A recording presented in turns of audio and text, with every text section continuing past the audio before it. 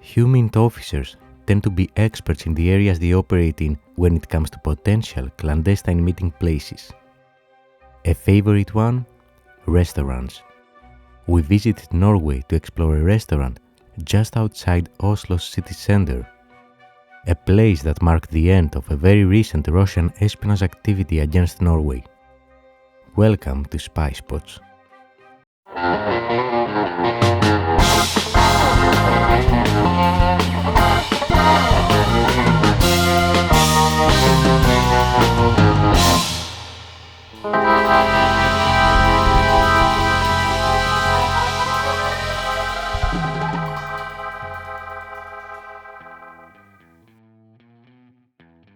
On August 17, 2020, the police security service known as PST, Norway's domestic spy agency, issued this announcement saying that PST arrested a Norwegian citizen in Oslo on Saturday, August 15th.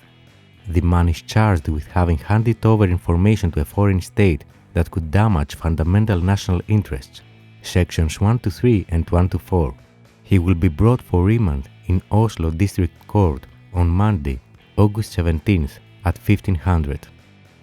The two sections of the Norwegian Penal Code referenced are disclosure of state secrets and aggravated disclosure of state secrets. As always, for everything we present herein, we have references linked in the description section of this video. Before we go to this episode's spy spot, let's meet the two individuals involved in this espionage case. The unnamed nation-state actor was the Russian Federation, and specifically an intelligence officer operating under diplomatic cover from the Russian Embassy in Norway.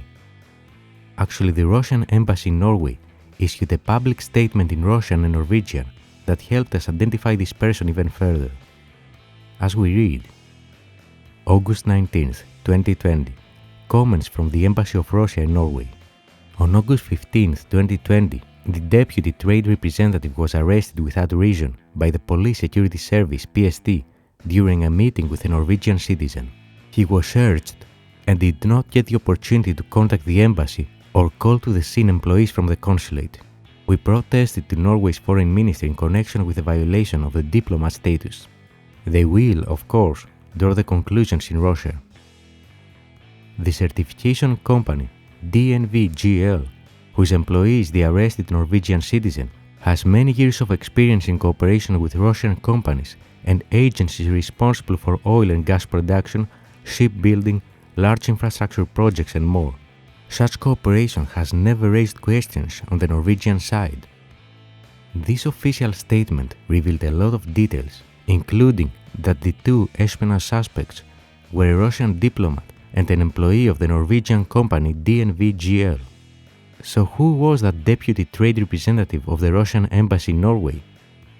According to Norway's Verdensgang newspaper, the name of the deputy trade representative was Alexander Stekolshchikov, and he was expelled from the Russian diplomatic mission since, according to Norway's Ministry of Foreign Affairs, he was involved in espionage activities. As a response, on August 28, 2020, the Russian Ministry of Foreign Affairs expelled a Norwegian diplomat. As we read in the official Russian statement, Norwegian ambassador to Russia, Rune Resalan, was summoned on August 28 and informed that one of the senior diplomats of the Norwegian embassy was also declared persona non grata as a retaliatory measure, the Russian Foreign Ministry said. We do not know if the Norwegian diplomat was also involved in any espionage-related activities, but even if he wasn't, this tit for tat is a standard practice in the foreign relations space. The Norwegian Aftenposten managed to obtain a lot of details from the expelled Russian spy. You can see him here in the white shirt during a quiz organized by the Russian-Norwegian Youth Association in Oslo. The photo is from 2019. According to the Norwegian newspaper, the man on the left was associated with the Russian military intelligence, the GRU. As we read, Alexander Stekolshchikov was in Norway under the guise of being an assistant trade attaché at the Russian embassy in Oslo. For being an apparently active diplomat, he had left exceptionally few digital traces in both Russia and Norway. The spy himself had not posted any traces online or in social media, but he has been present in settings where others have taken pictures and posted them. This is a very common practice among intelligence analysts. Identify your target, then their potential activities and network of people, sometimes with 3 or even 4 degrees of separation, and then look for information through them. Back to Stekolshchikov, he arrived to Norway in 2017 as the assistant trade attaché at the Russian embassy in Drammensveien in Oslo. In 2018, he had spotted a target, Harsharn Singh Tathgar, who at the time was a senior principal specialist at DNV. DNV, as per their own description, is an Oslo-based public safety company. Independent expert in risk management and assurance, operating in more than 100 countries.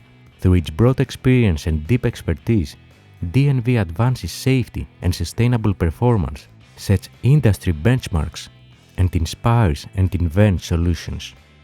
Whether assessing a new ship design, optimizing the performance of a wind farm, analyzing sensor data from a gas pipeline, or certifying a food company supply chain, DNV enables its customers and their stakeholders to make critical decisions with confidence.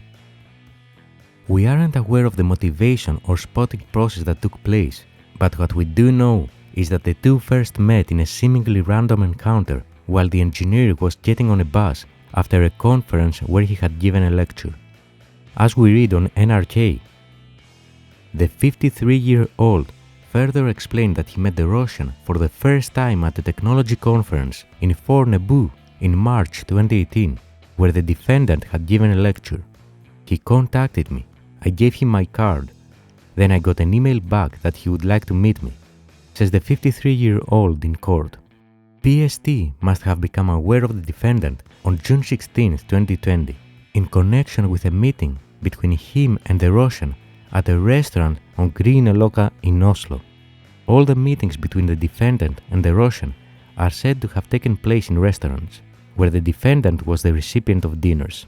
In court, the 53-year-old said that he was happy that PST filmed the meeting at the pizza restaurant in Oslo in August 2020.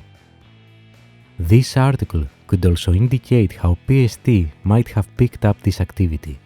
If, for instance, they were monitoring all the email traffic of that Russian spy inside Norway, and they intercepted this agreement of that initial meeting of June of 2020, then they could have established physical surveillance on the site and continued from there. Here are some more photos of that Russian spy that recruited this DNV engineer as his agent.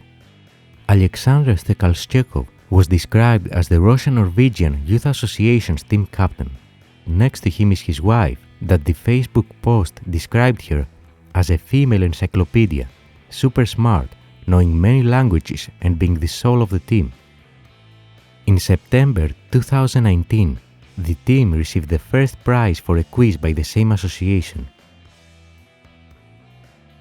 Here he is at a seminar on the Norwegian-Russian trade cooperation in Oslo, basically his cover according to PST, at a meeting with a Russian trade representation on February 14, 2020, as well as in a meeting with the Norwegian-Russian Chamber of Commerce. And now that this part is clear, let's have a look at who he was meeting. According to Euronews from August 19, 2020, the accused man has not been officially identified beyond that he's a Norwegian national in his 50s who was born abroad. However, Norwegian broadcaster NRK identified him as Harsharn Singh Tathgar. The man's employer said on Tuesday that he was heading an industry project on 3D printing and had no security clearance and didn't work on projects for the defense industry, the Norwegian Armed Forces or other governmental agencies. Given this, and with the limited publicly available information, it's not clear why Russia targeted him. It could be a variety of reasons, from a specific project he has worked on or he was going to work on, to be used in the future as an agent of access, giving them access to other DNV people or resources, for example. According to his publicly available LinkedIn profile, since 2012 he was working for DNV, with his last position being Senior Principal Specialist, Head of Section. self-described as oversee end-to-end operations of the section, including development of project portfolio in fiber rope business and additive manufacturing, steer and complete complex projects within timely and budgetary constraints, plan, initiate and coordinate the joint industry projects and other additive manufacturing and fiber rope activities. He studied at the Norwegian University of Science and Technology from 1996 to 2001, and he received his PhD in material technique.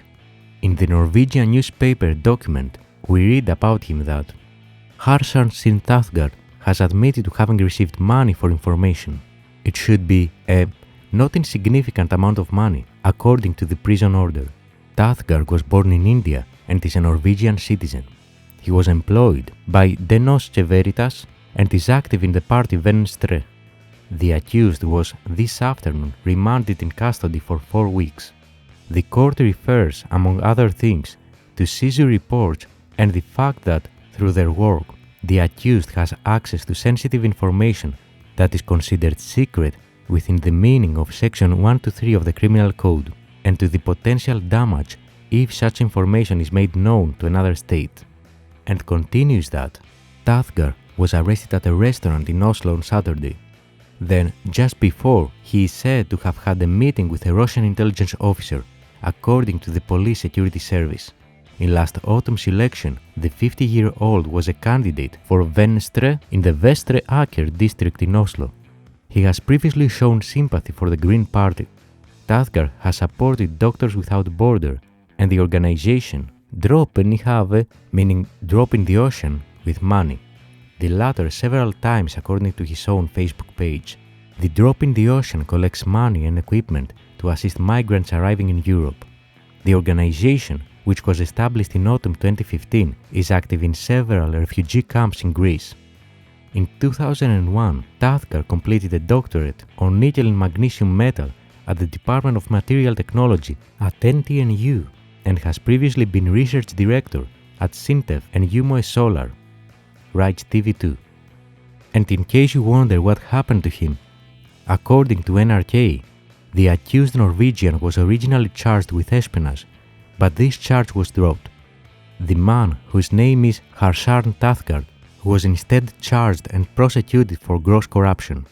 Why is this not a case of espionage when a person meets a Russian intelligence officer and is paid to provide information? Because it is a condition under the espionage regulations that the information given or shared must be capable of harming fundamental national interests. And the assessment in this case is that the defendant didn't share this type of information. The prosecution believes that the Norwegian Indian has shared information about technology used, among other things, in the oil and gas sectors. And now that we know the protagonists of this story and what happened, let's look at the events that took place on a Saturday of August 2020. The Russian intelligence officer had organized a clandestine meeting with his agent at this restaurant, the Villa Paradiso Tivoli.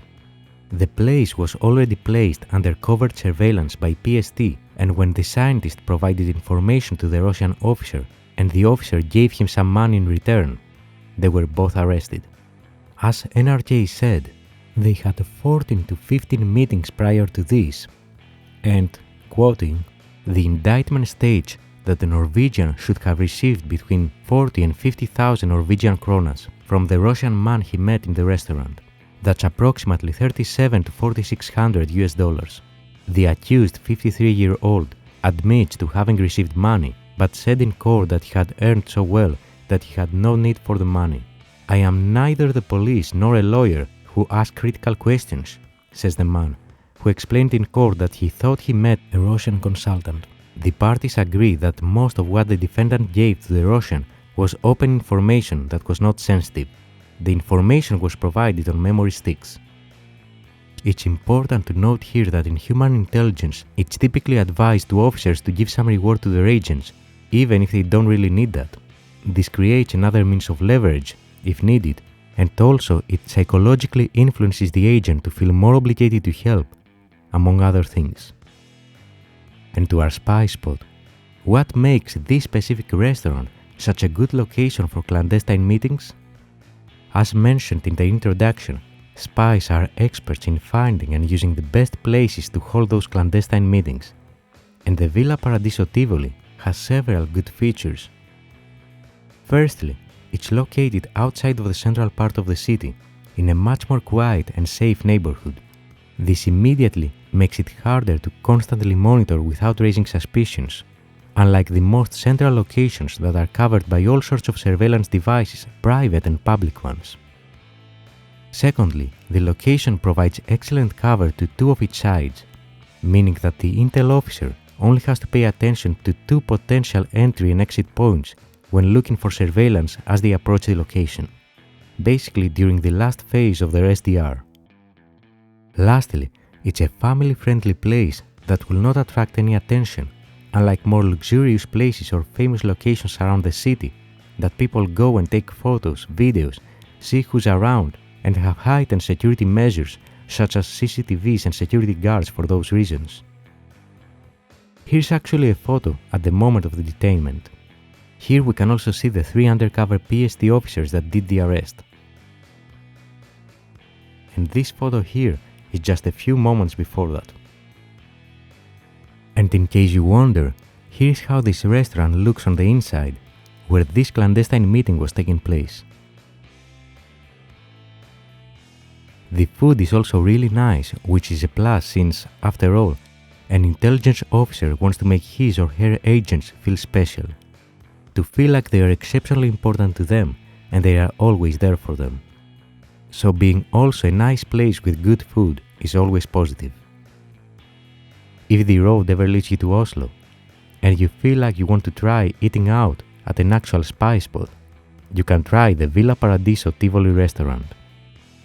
And although this was a single espionage incident from 2020 that was uncovered and publicly disclosed, it's not the only one.